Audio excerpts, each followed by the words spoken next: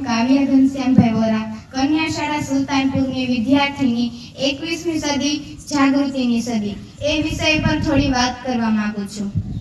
ઉત્પાત છોડીની રાત અને ફંફોશીએ જરા, છોડી બધું જ જાત અને ફંફોશીએ જરા. આ અંધારાની પછીતમાં અંજવાસ પણ હશે, સૌ સાથે મળીને રાત અને ફંફોશીએ જરા. ચાવી મળી જશે, સફળતા મળી જશે, બધું જ છોડીને જાત અને ફંફોશીએ જરા. આજે આપણે કંઈક આવી જ વાતો કરવી છે. 21મી સદી એ જાગૃતિની સદી, 21મી સદી એ વિજ્ઞાનની સદી, પણ સાથે સાથે એવું નથી લાગતું કે આ 21મી સદી એ થોડી જાગૃતિની સદી પણ થવી જોઈએ.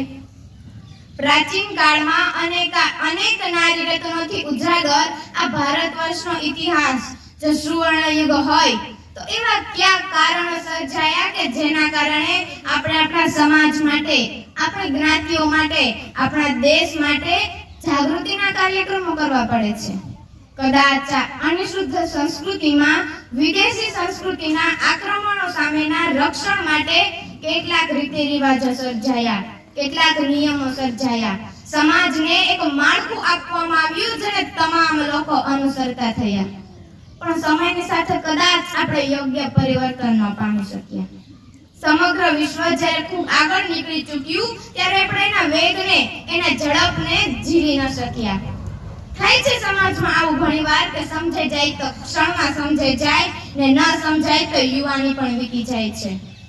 કેટલાય રાજા રામ મોહન રાય આવીને જાય છે, ન સહાય ન સંભળાય, છતાંય આવું પણ ક્યાંક થાય છે કે વચન રામ આપે છે અને પ્રાણ સીતાના જાય છે.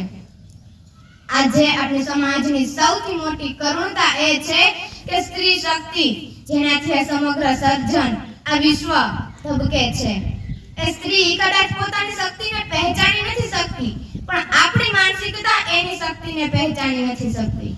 આજે આ એન્ડ્રોઈડ મોબાઈલનો યુગ છે ને અહીંયાથી કેટલા લોકો પણ એન્ડ્રોઈડ મોબાઈલ ફોન વાપરે છે.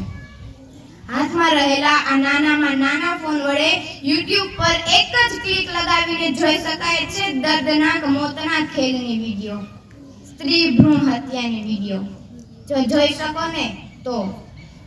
શકો તો એમાં જોવા મળે છે કે કેવી રીતે એક માસૂમ બાળકીના એક અંગ જીવંતમાં મરાતા હોય છે. જરા કલ્પના કરી જુઓ કે આ જ ક્ષણે આપણો હાથ કે પગ કોઈ બેરહેમીથી કાપી નાખે છે તો આપણે આપણી એક આંગળી પણ ઘસાવા નથી દેતા. તો સ્ત્રી ભ્રૂણ હત્યા તો એક માસૂમ બાળકીના એક અંગ કાપી અને એની કતલ કરવાની વાત છે. जिनका पैदा होना ही ना पाक है, जिंदगी ये जिंदगी क्या खाक है.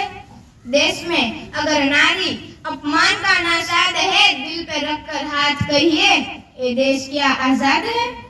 દિલથી વિનંતી કરીને કહું છું કે આવું ન કરીએ.